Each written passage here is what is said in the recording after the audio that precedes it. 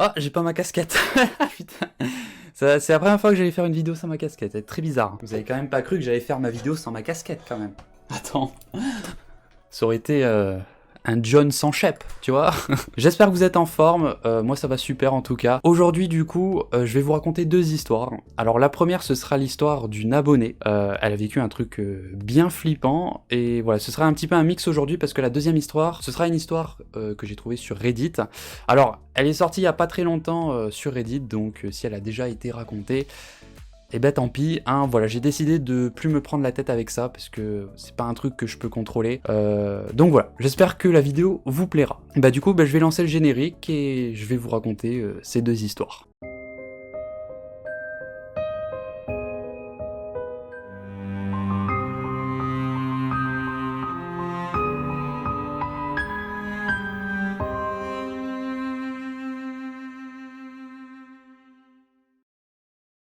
Je vais vous raconter l'histoire d'Elsa, qui est une jeune Parisienne de 26 ans. Elle travaille à Paris dans un cabinet en tant qu'assistante dentaire, et il faut savoir que le week-end, elle a l'habitude de louer un Airbnb à la campagne, voilà, pour souffler un peu, pour se vider la tête, pour échapper en fait à la ville et toute la pollution qu'il y a. C'est pas toujours évident de vivre en ville, il y a beaucoup de monde, beaucoup de pollution visuelle et sonore. Elle loue toujours le même Airbnb, c'est une petite maisonnette isolée à la campagne avec un beau jardin. Elle adore cette maison et elle connaît même assez bien les propriétaires vu qu'elle y va tous les week-ends.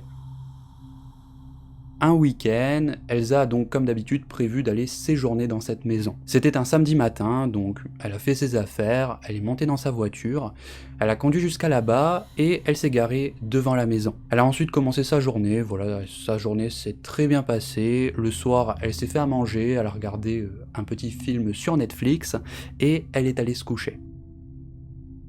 Au beau milieu de la nuit, vers 3h du matin, Elsa est réveillée par l'alarme de sa voiture. Donc elle ouvre les yeux, elle regarde en direction de sa fenêtre de chambre qui donne directement sur l'avant de la maison et elle voit effectivement les lumières clignotantes de sa voiture reflétées dessus. Bon, elle n'en a pas tenu compte parce qu'elle était beaucoup trop bien dans son lit. Elle s'est dit que l'alarme s'est déclenchée toute seule, ça arrive parfois. Il suffit qu'il y ait un animal qui monte sur sa voiture et ça sonne quoi. Donc elle a attrapé son porte-clés qui était sur sa table de chevet et elle a appuyé sur le bouton pour désactiver l'alarme à distance. Elle se remet bien dans son lit, elle ferme les yeux pour se rendormir, sauf qu'environ 2 minutes plus tard, elle entend l'alarme de sa voiture qui s'est de nouveau déclenchée. Bon, elle a trouvé ça un petit peu bizarre, mais elle s'est dit que c'était peut-être un bug, elle avait trop la flemme de se lever, donc elle a encore une fois désactivé l'alarme de sa voiture et elle s'est recouchée. Sauf que seulement quelques moments plus tard, rebelote, elle entend l'alarme de sa voiture qui se remet à sonner. Bon, cette fois-ci, elle comprend qu'il y a un truc qui cloche, c'est quand même très bizarre que l'alarme se déclenche 3 fois de suite. Elle comprend pas trop, peut-être qu'il y a un problème de mécanisme, elle sait pas, donc elle se lève. Elle va voir au niveau de sa fenêtre de chambre. Petit détail important, il faut savoir que les fenêtres de cette maison sont teintées, et au cas où, il y a aussi un petit rideau au niveau de sa fenêtre, voilà, pour se rassurer, conserver son intimité. Donc elle décale un petit peu le rideau, elle se met à regarder sa voiture plongée dans l'obscurité. Elle regarde tout autour, mais elle voit rien de spécial, rien qui aurait pu déclencher l'alarme toute seule. Donc elle désactive l'alarme et elle décide d'attendre un petit peu au niveau de sa fenêtre pour voir mais qu'est-ce qui se passe avec sa voiture. Donc elle est là, à sa fenêtre, en train de regarder sa voiture, et peu de temps après, ce qu'elle voit lui glace le sang. Elle voit une silhouette sortir des buissons qui se trouvent derrière sa voiture. Cette silhouette approche de son véhicule, elle essaye d'ouvrir la portière, l'alarme se déclenche et elle voit la silhouette repartir discrètement vers les buissons et elle la perd de vue. Elsa reste complètement figée face à ce qu'elle vient de voir. Avec la distance, elle ne sait pas s'il s'agissait d'un homme ou d'une femme. Par réflexe, elle a appuyé sur le bouton, ce qui a désactivé l'alarme de sa voiture, et elle est restée plantée là, à sa fenêtre. Elle était sous le choc.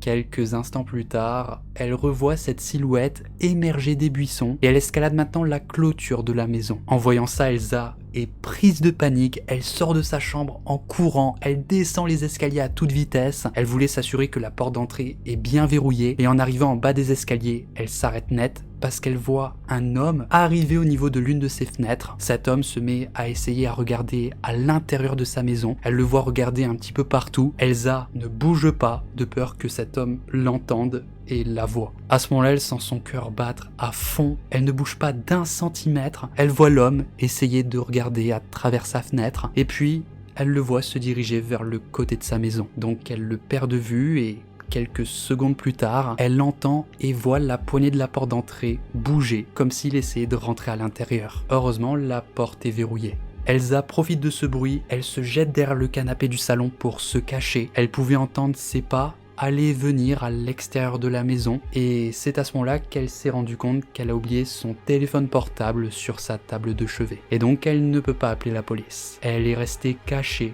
tétanisée par la peur et elle a tellement eu peur qu'elle s'est évanouie.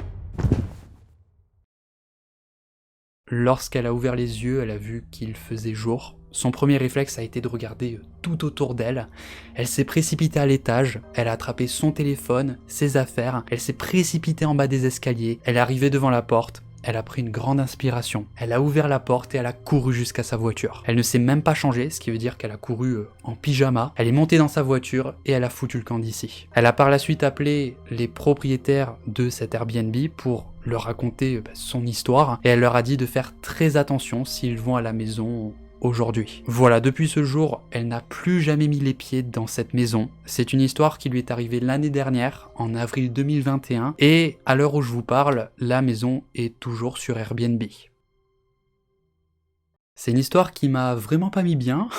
Donc là, j'imagine qu'on a tous compris que c'était l'homme qui cherchait certainement à l'attirer à l'extérieur de sa maison pour qu'elle check sa voiture, voir qu'est-ce qui se passe avec son alarme, et c'est certainement à ce moment-là que l'homme serait passé à l'action. Sachez que si vous avez une histoire badante à me raconter, eh bien vous pouvez le faire via mon subreddit ou par mail, voilà je rappelle tout ça, les liens sont dans la description.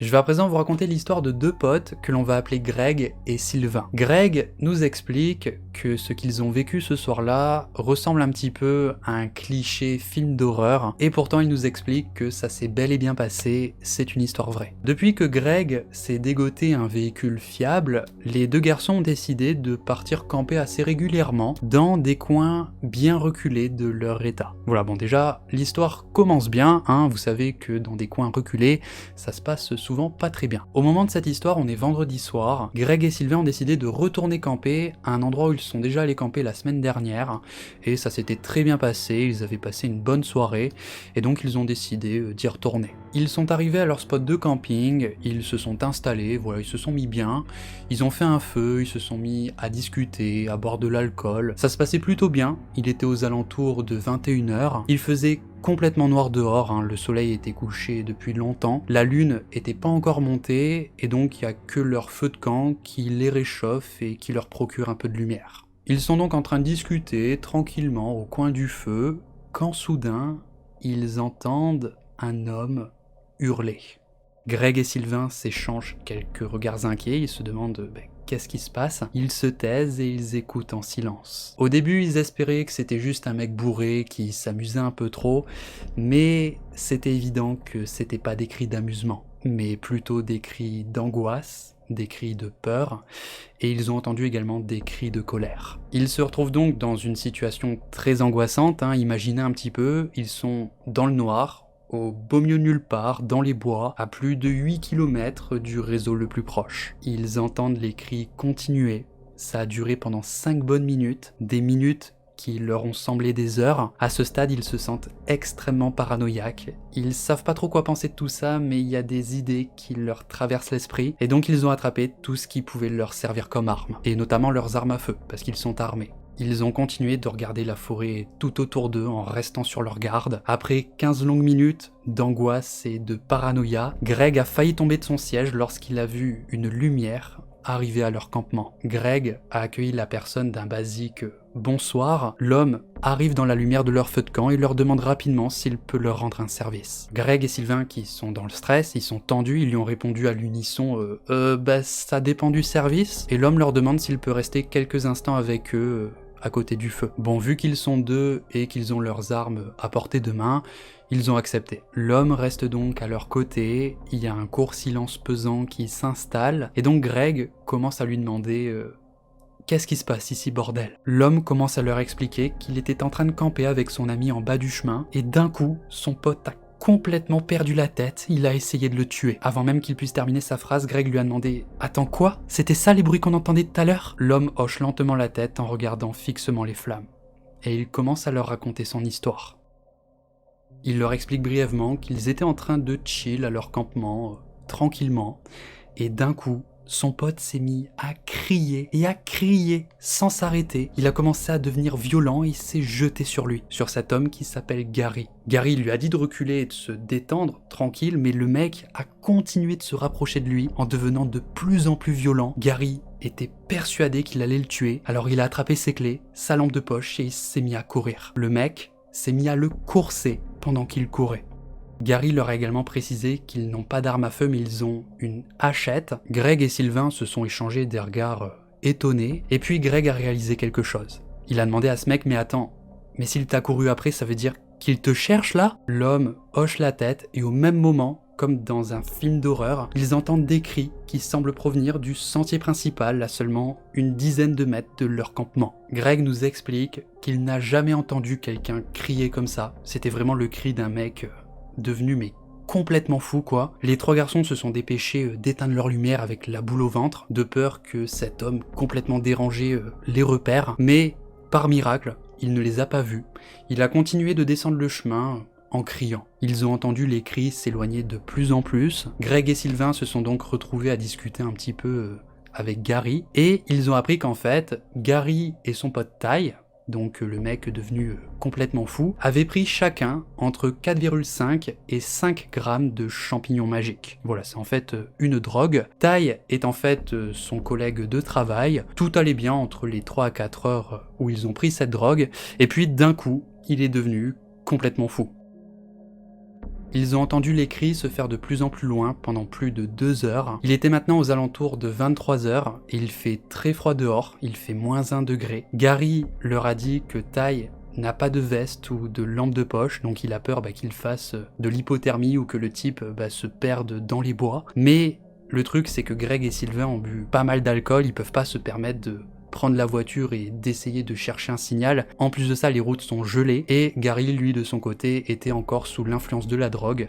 Donc, malheureusement, ils peuvent pas faire grand-chose. Et donc, les trois garçons ont pris la décision de laisser le type errer dans les bois en attendant qu'il se dégrise et en espérant qu'il retrouve son chemin. Au bout d'un certain temps, les cris se sont arrêtés.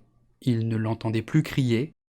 Et puis, environ 1 heure plus tard, d'un coup, ils entendent un homme hurler à l'aide. C'est en fait Ty qui leur crie qu'il est perdu et qu'il a besoin d'aide. Greg et Sylvain ont demandé à Gary d'aller se cacher juste au cas où, et ils ont accueilli Ty avec leurs armes à feu. Ils ont discuté un petit peu avec lui et ils ont vu que le mec était plutôt calme, donc ils ont décidé de le raccompagner jusqu'à son campement. Ty avait l'air plein de remords, il leur a expliqué qu'il a fait un blackout après s'être disputé avec son pote. Donc ils l'ont raccompagné à son campement. Greg et Sylvain sont ensuite retournés au leur. Ils ont discuté avec Gary, voilà, ils leur ont expliqué que Tari avait l'air d'être plutôt calme et qu'il pouvait y retourner, et que s'il a un problème, eh bien il n'a qu'à courir ici en criant et ils viendront l'aider. Voilà, au final, Greg nous explique que l'histoire s'est bien terminée, donc j'imagine que Gary n'a pas eu d'autres problèmes avec lui, et ils ont même gardé le numéro de téléphone de Gary, et ils envisagent même de se faire une randonnée prochainement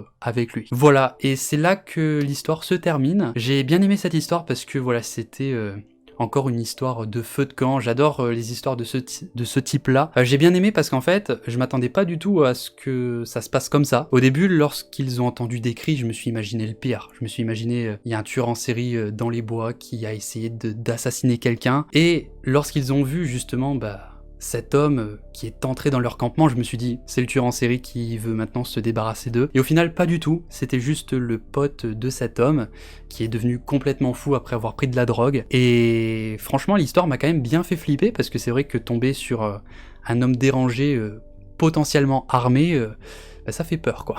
Morale de cette histoire, ne prenez pas de champignons magiques, lorsque vous allez camper. Alors avant de vous quitter, je tenais à vous dire que en ce moment je fais tous les soirs des lives sur Twitch, de 21h à 22h30 voire 23h. Voilà, et c'est un endroit où du coup vous pouvez venir discuter avec moi, me poser des questions. C'est un endroit pour chill en fait. Donc voilà, si vous avez envie de venir, de passer un soir, eh bien n'hésitez pas, je vous mettrai mon lien Twitch juste ici et dans la description. Et voilà, sur ce les amis, moi du coup je vous souhaite une très bonne soirée, je vous fais plein de bisous et je vous dis à la prochaine.